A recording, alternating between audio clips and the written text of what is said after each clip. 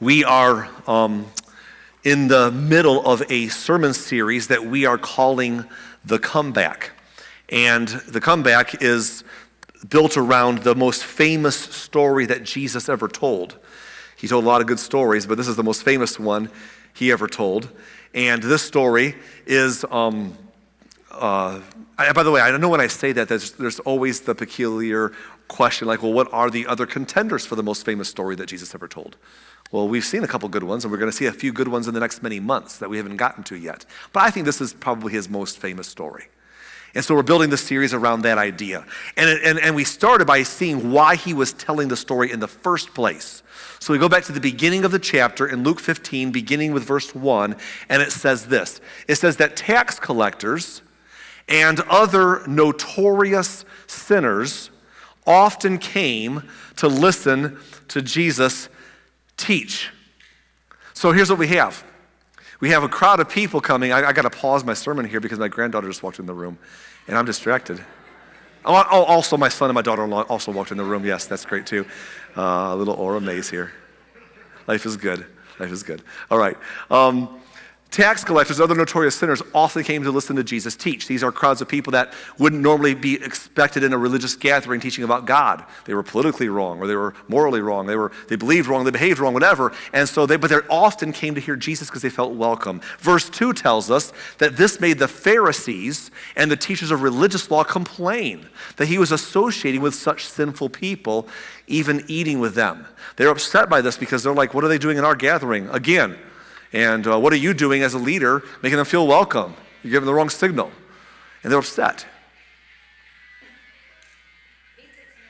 I don't know what's going on here. Last service we had a thing happen too. It was just it's a day of cell phones. You know, there used to be a policy at church that when a cell phone goes off, whose phone? I don't care. I'm not going to mad at you. I'll laugh at you, but I'm not mad at you. Whose phone is it here?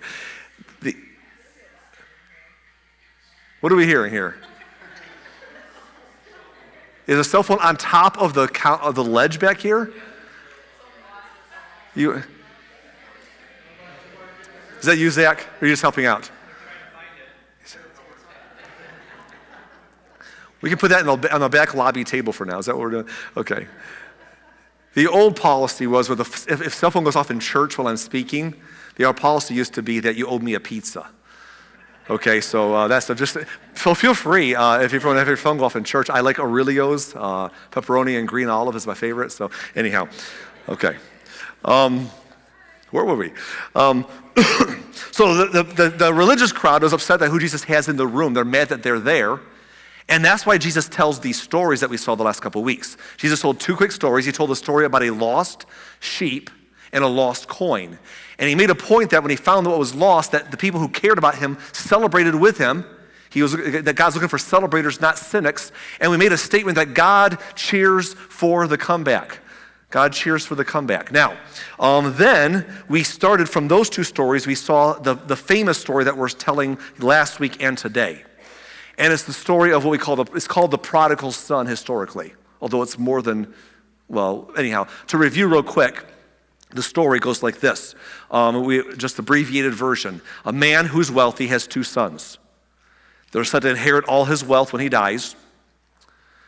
But the younger son is a bit rebellious and doesn't want to be there. He feels home is a prison and dad is oppressive and he just wants to get out and live his life. And dad won't die so he can get his money and have the freedom to go on. So he basically tells dad one day, since you won't die, can we pretend that you're dead and just give me my inheritance now? That way I can go do my thing.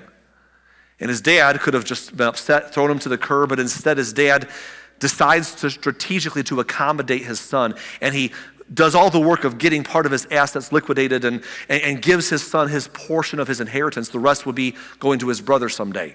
And the younger son takes that money, and a few days later he's like, okay, good, I'm out of here, deuces, pops, and he's gone, because after all, that's all he wanted, just to get far, far, far away, where they don't have to see his family anymore. They can't see him and what he's doing. And he takes off to a far-off land. But of course, he's not ready to live. He doesn't know how to handle money. If he handled money well, he wouldn't have had his father liquidate his inheritance while it could have still grown many more years. But he don't think long-term. He thinks short-term. And he's got his money now, so he spends it now. Who cares about someday? We'll figure that out later. These are the good days, you know? So he spends and spends and spends until it's gone. And once it's gone, he finds himself desperate. A famine sweeps over the land. And as a recession sets in, he has no place to turn. He finally realizes he's starving. Everything he has been bartered away for food and for shelter. He finds a farmer who's willing to let him stay on his property if he'll feed his pigs. So he's in the property feeding pigs, and at some point he's so hungry he begins to wish he could eat the pig's food. The slop begins to look good to his hungry soul. But eventually, it occurs to him. It says he comes to his senses. And he remembers back home, the place that he was so hurried to get away from, where he was growing up in a rich family with all that he needed and servants that cared for their family's property and possessions, with an inheritance that would be his someday. And now he's far from home in a pigsty with nothing. And his inheritance is gone. And he comes back and says, man, what am I doing? How did I end up here? And he decides to go back home because he remembers that his father, though he didn't give his father any credit back in the day, his father's such a good man that his servants have good compensation. They're cared for, they have food, they have shelter, and they have extra. He says, if I can just go back to my dad's place and get a job as one of his servants, I don't deserve to be treated like a son after what I did to him. If I can go back and be one of his servants, I can at least have a good future, better than this. So he decides to head home, hat in hand. And we see the story. We pick up the story last week. I'll review a few verses. Look at verse 20. It says, so he returned home to his father, and while he was still a long way off, his father saw him coming. Filled with love and compassion, he ran to his son, embraced him, and kissed him. His son said to him, Father, I have sinned against both heaven and you, and I am no longer worthy of being called your son. He's about to give his speech. He's in the middle of his speech to ask for a job. But dad interrupts him and says in verse 22, but his father said to the servants, quick, bring the finest robe in the house and put it on him. Get a ring for his finger and sandals for his feet. And kill the calf that we have been fattening. Dad's hearing none of this talk that you're less than my son. You're my son, you're bad. We're going to celebrate. You get the family clothes, you get the family ring, you get everything, you're back. Kill the fatted calf. Verse 23 says, we must celebrate with a feast, for this son of mine was dead and has now returned to life. He was lost, but now he is found. So the party began. And that's a very short overview of what we saw last week and the week before. And honestly, if you ever missed one and you want to catch them, the links to the video and the audio forms are on our website to find. But here's the thing. Last week we saw the message that Jesus was telling was to the prodigal child, to the prodigal human who wanders far and ends up in a bad spot.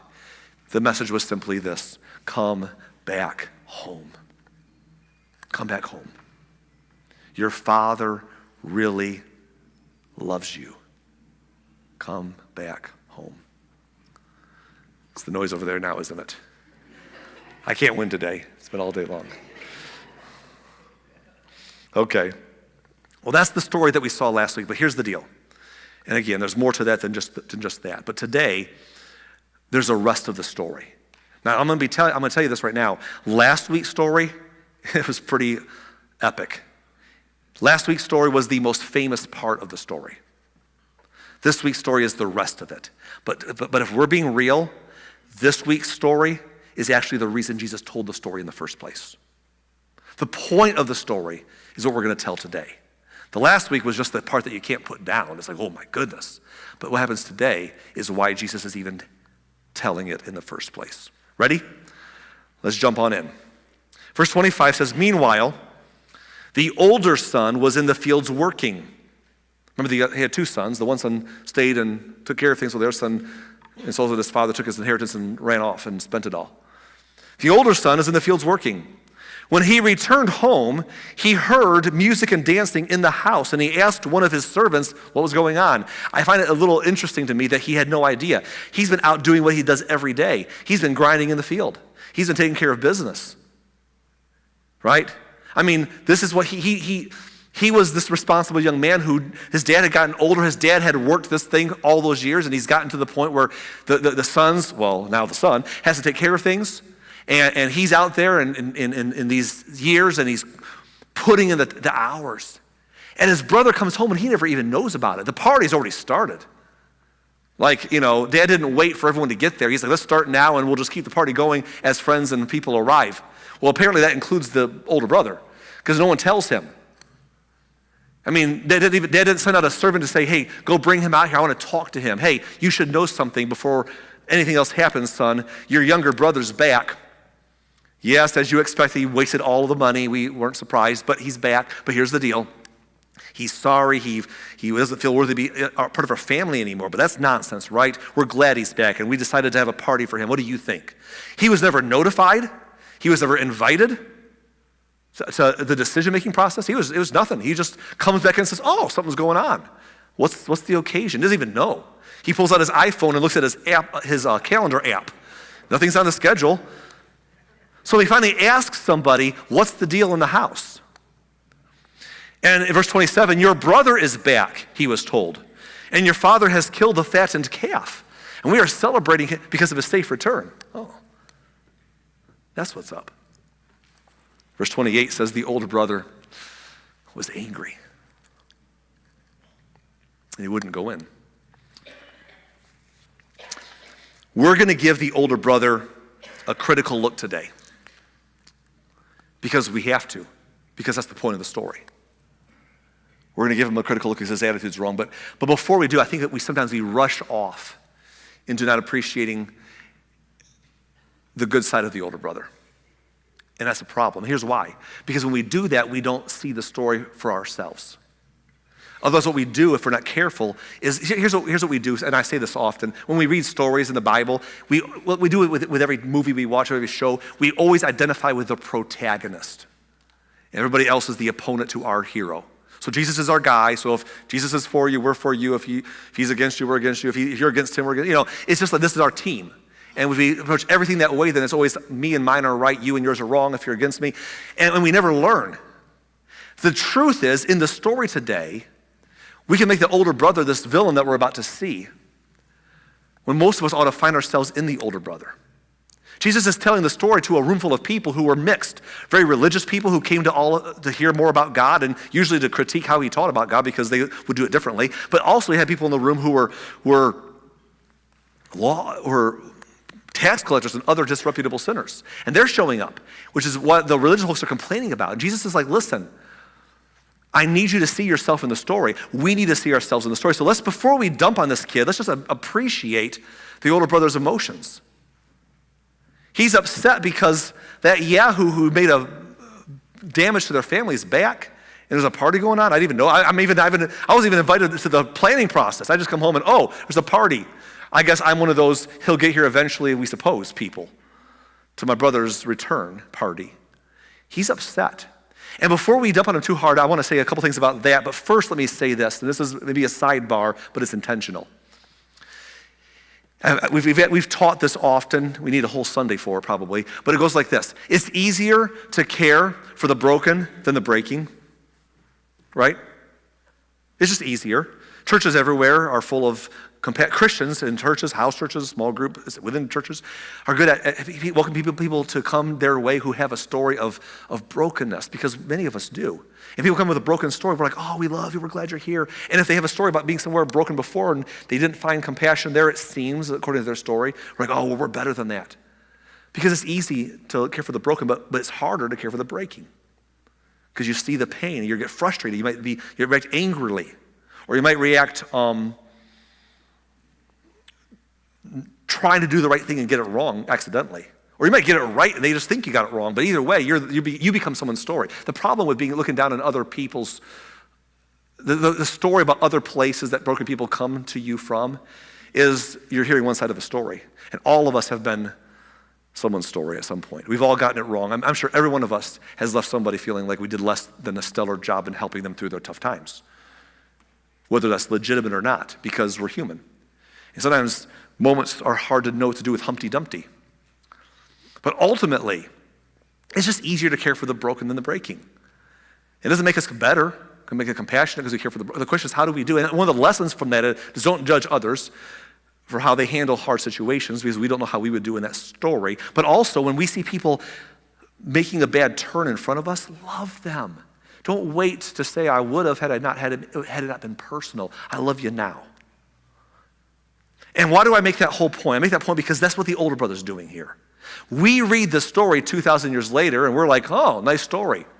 Younger brother messed up. We don't like what the younger son did when he insulted dad, took off and wasted his inheritance. We read that story and we say, oh.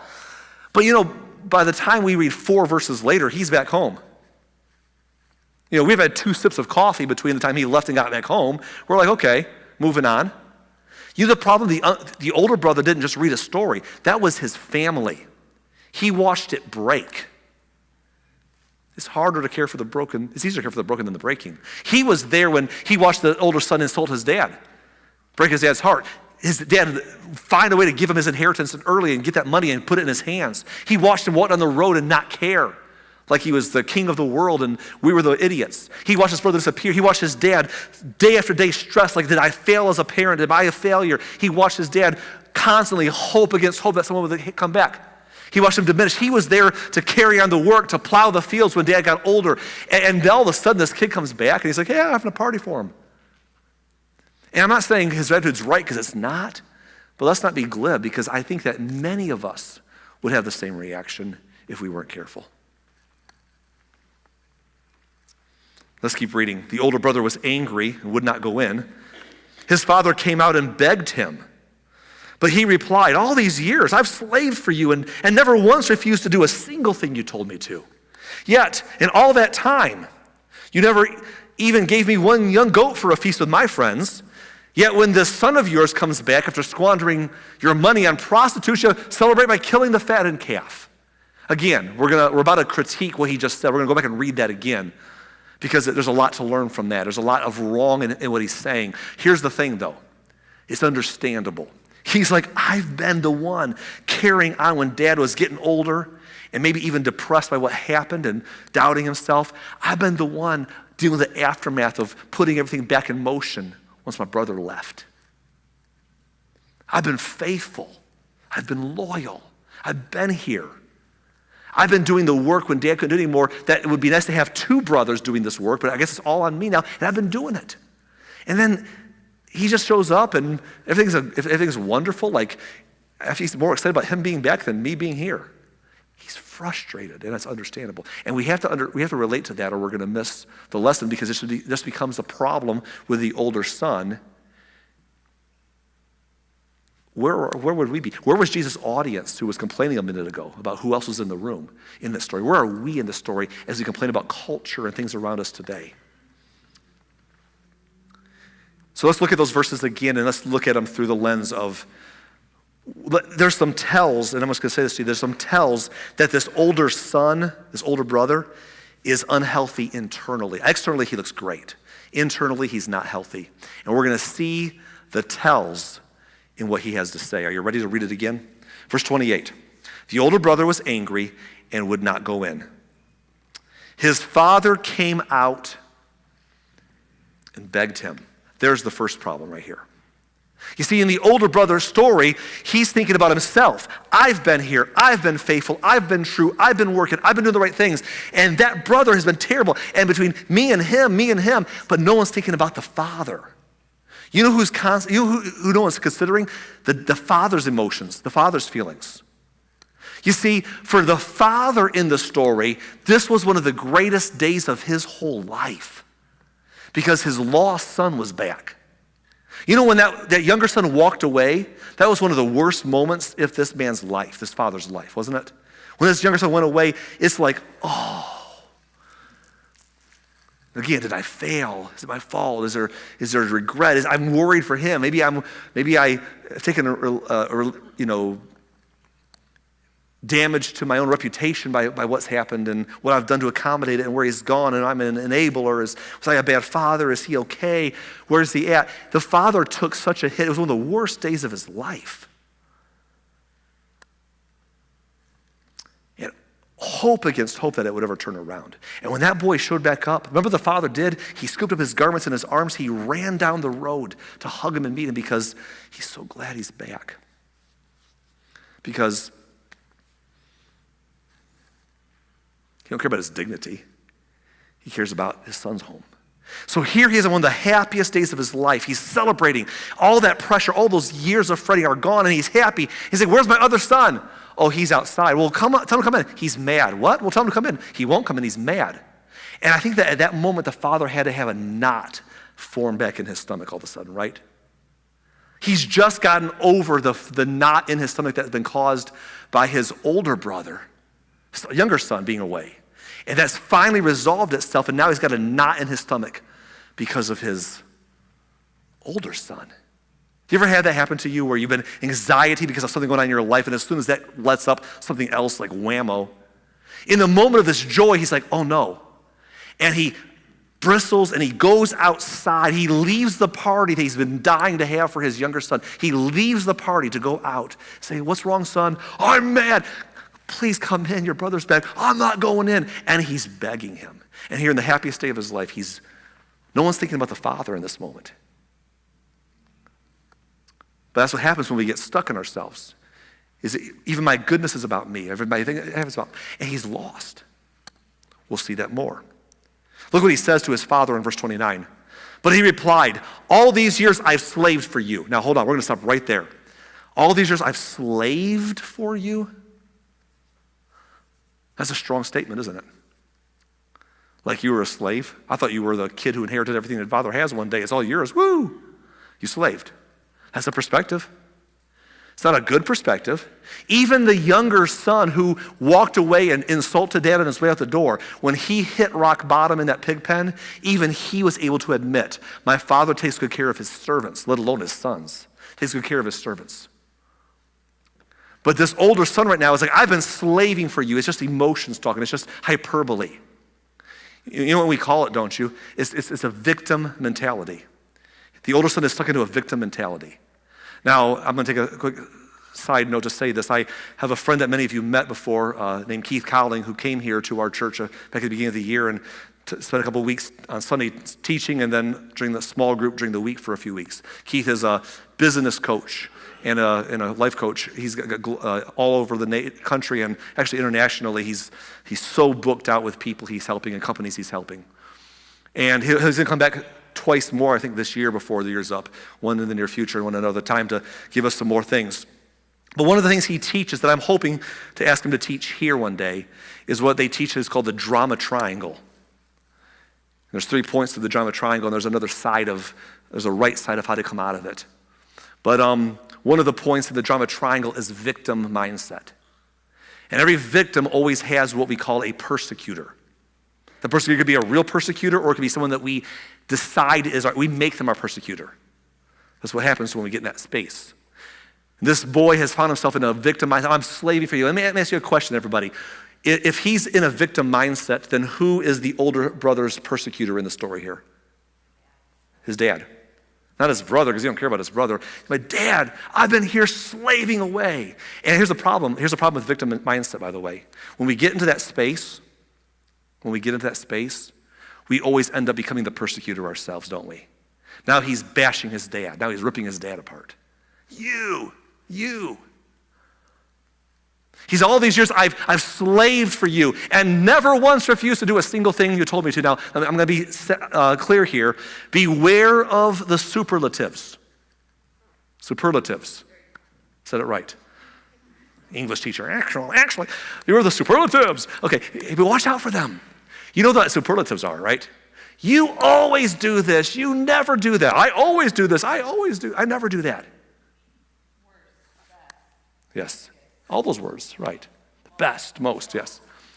I've never once refused to do a single thing you told me to, Dad.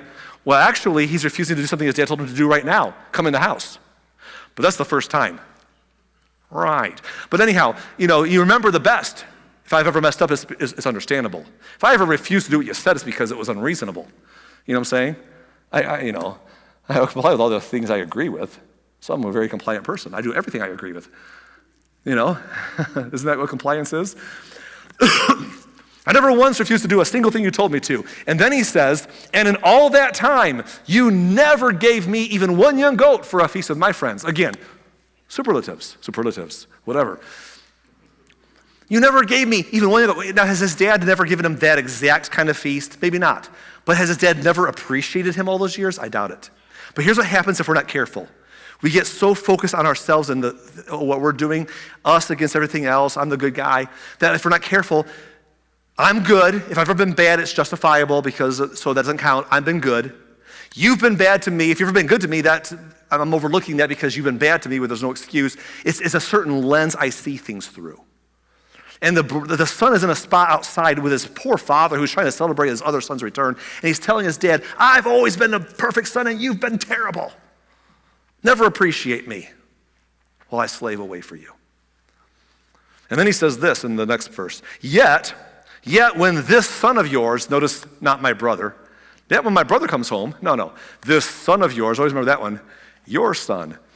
Yet when this son of yours comes back after squandering your money on prostitutes, you celebrate by killing the fattened calf. He is mad.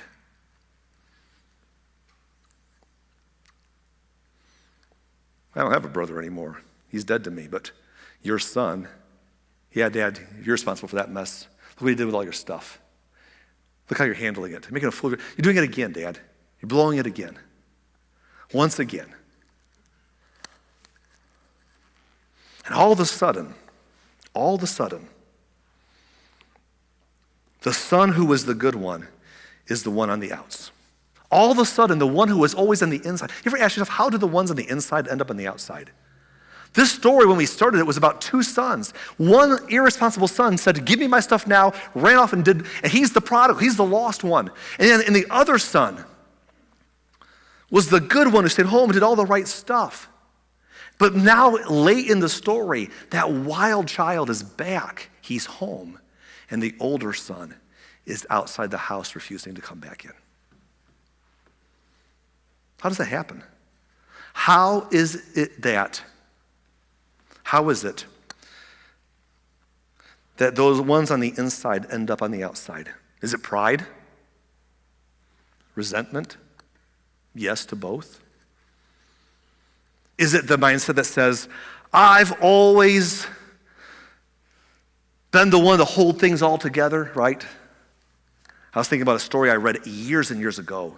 I can't remember all the details, but it was impactful when I read it. It's about a family situation where a father and a mother lost one of their children, not to death, but they were gone and they were young. And it just devastated their family. And in that particular case, it could go either way, but this is a story I read about how the father, the mother just fell apart. She just lost it. She just couldn't cope. The father just held things together. He was a rock. He was a bedrock of that family. For years, people were like, oh, that poor family, and that mom, she's really struggling. God bless her. But man, he's been such a steady person. And then something happens, and I don't remember the whole story, but the family gets brought back together. And the mom recovers amazingly. She just recovers. She finds her stride because things worked out years later. And then the father just kind of lost it. He's upset to see her. All the times he's had to hold it together, and then everything's fine as usual, and it just annoyed him, and he got upset with it, and he became petty, and he just kind of fell apart. And you're like, whoa, what was it? Was he always unhealthy, but masking his unhealth and doing the right things? I think so. I think the older son in the story, he's been doing the right things, and we're like, oh, he's the good kid, and the other kid's bad. But somehow all the story has shifted, and now the older son, something is coming out that was maybe always there. How did the ones on the inside get on the outside?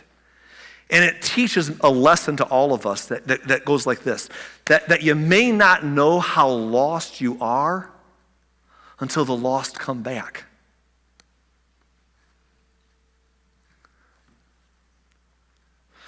See, the story today, we look at the story, it's famously called the prodigal son. That's what it's known for. People have played with that title and called it other things, but the prodigal son is the famous tale. We hear the story, we think prodigal means reckless. We think of the story of the wayward son that comes home, the lost son. Can we be real today? It's not a story of a lost son. It's the story of two lost sons. They were just lost in different ways. One was lost to irresponsibility, one was lost in responsibility. One was lost to wild living, one was lost to planning. One was lost to recklessness, one was lost in religion. Just different kinds of lost. Because neither of them had a heart for their father. They had a heart for their father's stuff. The one wanted it right now to go enjoy. The other one was willing to wait the long game to get it, but neither one really cared about the father. When push came to shove, they both were cruel to their father. They were just lost in different ways. They both found themselves outside the home. They both found their father leaving the property in hopes to get them back in. Just different. Isn't that interesting? What's interesting is that the one was lost because he had a high time preference, as we mentioned last week. Wants it now. Get it now, spend it now, enjoy it now. These are the best years. The other one's like, I'm smarter than that. I can have deferred gratification and catch up someday. And to be honest, though they were lost in different ways, can we all agree that the older son was lost the smarter way as far as business goes? I mean, yeah, he has an inheritance still, much more palatable way to do it. But the story still earths out that though he made a wiser choice for his future than the younger son did, who lost it all, they both didn't care about the father. They both cared about what they could get from him. They just handled it a different way in their temperaments. But they came back. The one came back, and the other one is now outside.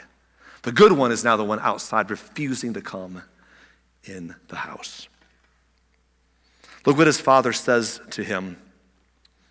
By the way, before I go there, I'm going to say this to you. That statement on the screen, it challenged me as a young man. I've been doing this for a long time. Nothing challenges us faster than when we see people come.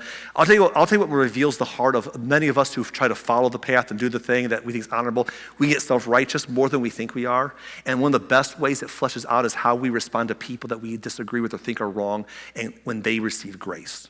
Whether it's grace from God or grace from a church or a leader or organization. Not them, not those people. That's when it comes out ugly sometimes. I've seen people, like in Jesus' story, mad at who's in the room, mad that Jesus lets them in the room, mad that Jesus eats with them. I've seen in modern day culture, religious people who've lived good, holy lives in so many ways, furious and attacking other churches or ministries because of their response to certain groups of people that they don't think you should be kind to. And I'm like, why are you mad? Your lostness is coming out in your response to how people respond to people you think are lost. You may never know how lost you are until the lost come back. I was a young man. We were married, Michelle and I were married. We were in Bible seminary. We did all the right things that we were raised to do. All the right things. And I have a story to tell that I'm not going to tell for A, sake of time. There's enough story today. And B, this is too personal and embarrassing to tell very often. But something happened where someone who was given away had received some grace, and we were plodding away doing the right thing, and there's a whole focus on that. And I remember getting mad and doing the same thing, being like, we've been doing the right thing, we've been faithful, we've been doing I vented and got upset over somebody else who was in a moment of grace. Unappreciated. Made a fool of myself. No one said it at the time, just the shocked reaction. But it was a moment where my Pharisaicalness popped out, and I'm 3 decades or more older now, and it still haunts me. Because it exposed something in my heart that I didn't know was there. That you can be lost in your goodness as much as you can be lost in your badness and miss the heart of the Father. You may not know how lost you are until the lost come back. The older brother's outside the house. His father makes one last appeal in verse 31. His father said to him, look, dear son. Notice he says, dear son. It's so important to see those words. He's not mad at his older son. His father was good to both of his sons. He ran on the road, making a fool of himself to embrace his younger son returning. He goes out of the house talking kindly to his angry older son when he needed it. The father loves them both. See, it's easy for us to think that God loves us more than the other kinds of people. In Jesus' crowd, in the story began, the religious people thought, we belong here, those tax collectors and other notorious sinners don't. God loves us more. It'd be easier for some of us to flip that around and say, God hates that religious, pious arrogance. He hates those people, loves us. But the Father says, I love both. God loves everyone. Sent his son for everyone. He loves the wayward prodigal who's squandering it now, and he loves the responsible religious one who's self-righteous and arrogant and uncaring for people that they don't appreciate their mess. The Father just loves his kids. And he's sitting there saying to the son who is outside, dear son, look, you have always stayed by me. You've been true. You've been faithful here. And everything I have is yours. What he's saying is this, the younger son, there's no inheritance left for him. He's back. We're glad he's back, but he spent his money. When the Bible says everything I have is yours, he means it. The rest of what I didn't give to him belongs to you one day. Let's not forget that for the younger son, there's an uphill battle to come here. He's home. He's not a servant. He's not lower than. He's a son, but he's a son without an inheritance left. He spent it. Now, I'm sure his father's going to give him a good opportunity to get ahead. If he's giving his servants a good wage and they're getting extra, he's going to say, son, we're going to give you a leg. We're going to figure it out together. We're going to work hard together. But this is a young man who has not had that mindset his whole life. He's got to change his personality. Is he going to come home and suddenly become a hard worker and a saver and a future person? Or is he going to have to learn to do some things that are different? Probably so. But the older son has the whole inheritance coming that's left. And the father says, son, you're mad that your brother's back when you've done everything right and everything belongs to you. Why are you mad at his party? Like, he has so much regret and so much hurt, and we got to help him. He needs our help right now to move forward from that past and to have a great future. And you can be a part of that with me, but you're mad that he gets a party? You've been with me. Don't lose me now. And what his father was saying is, hey, listen, you didn't get the party, but you didn't get the scars. Like, would you really want to trade places with him? Would you really want to go back and say, hey, yeah, I have a party, but I didn't get, my inheritance is gone. You have everything. Why are you mad and begrudging him for having a moment of celebration that is well-deserved? Because he's home.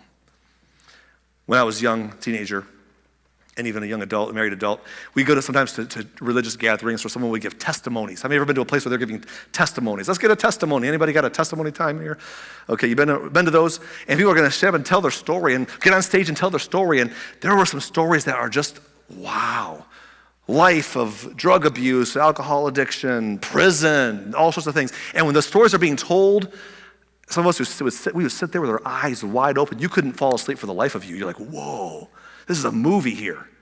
Story of tragedy and terrible heartache. And then they tell how at their lowest moment, the gospel reached them and they came back and found the gospel. Some of us, that's your story for some of us in this room. And I remember hearing those stories, and that was boring. But you hear those stories like, wow.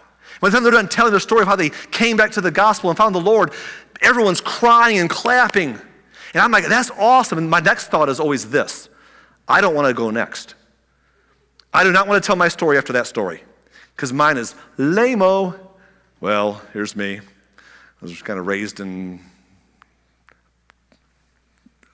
religious upbringing and not perfect. No one is, but my sins are kind of boring comparatively. I mean, they don't sound boring. They're not boring. They're wrong. They're messed up. They're rebellion. But it's just not interesting. No one's going to be, it's not impressive. And I've kind of followed the path best I could, and I made my mistakes. I have my struggles, but I've largely, man, nothing to I wish I was addicted to crack. Nothing here. I got nothing here, And it's so, the story, the father's like, son, yeah, your brother's back, but look what he's been through. And you're mad at the party? Because you didn't get a party? You also didn't get any of that. This is a good day. This is what we want. Here's what he's saying. Verse 32, the father says, we had to celebrate this happy day. We had to. The only right thing for us to do is to celebrate what's happening right now. Because that's what God does. We saw the other stories, the lost sheep, the lost coin. We celebrate when the lost get found. We had to celebrate this happy day. Why? For your brother, not this son of yours. No, your brother. Your brother was dead and has come back to life. He was lost, but now he is found. We are doing the thing that any person with a right heart would do. Welcoming him back, celebrating his return, helping him figure out how we all go forward from here. And what the father was saying to his older son was simply this: come back in. You know what's crazy about the story? What's crazy about this story is that it ends with no resolution. I want you to think about that for a moment. The story ends with no resolution. The story starts with the younger son running away. How terrible of him. But he comes home. The older son staying outside, angry, won't come in, and the story ends with him outside. Jesus could have said, and then the next verse, the older son says, you're right, Pops, let's go in and throw a party. But it does, it just leaves us hanging. What's he going to do? Where do we go from here? We don't know. I think Jesus did that on purpose because his audience was full of people who were upset and complaining about who else kept showing up to the Jesus gatherings, who didn't belong there. And Jesus is like, hey, you might be like the older brother. You think you're the ones who are on the inside, but you're driving yourself outside because you don't see how lost you are towards the people that God cares about like he cares about you too. And he's saying, I'm not putting you down. You're just lost a different way. I want you to come back in. But he leaves it unresolved because I think for many of us, it's angry. It's a harder lesson to challenge religious people. It's a harder challenge when we feel self-righteous to be told maybe we're not right. Part of my whole posture is I'm right and they're not. I'm right and you're not. And when we get challenged, it's easy to get, And Jesus is saying to the ones who were right, come back in. You're on the outside because you're missing my heart. You're lost a different way, but I don't want you to be. Come back in. Your Father really loves you. The gospel message is this: we're all lost. We're lost in different ways. Some of us, it manifests itself in one way that others are like, oh. And others manifests in other ways that people are like, ugh. Sometimes people like the older brother are very much a turnoff, and people who are like the younger brother are so tragic, right? We're all lost in different ways. That's the point of the story, isn't it? Everyone gets a little bit lost sometimes, even if it looks different from each other. But here's the gospel. There's one constant. It's the Father. The Father consistently loves his children no matter how they get lost. And he wants them to come back home. He wants them to come back in. And so today, wherever you find yourself in your journey, come back home. Come back in. Your Father really loves you.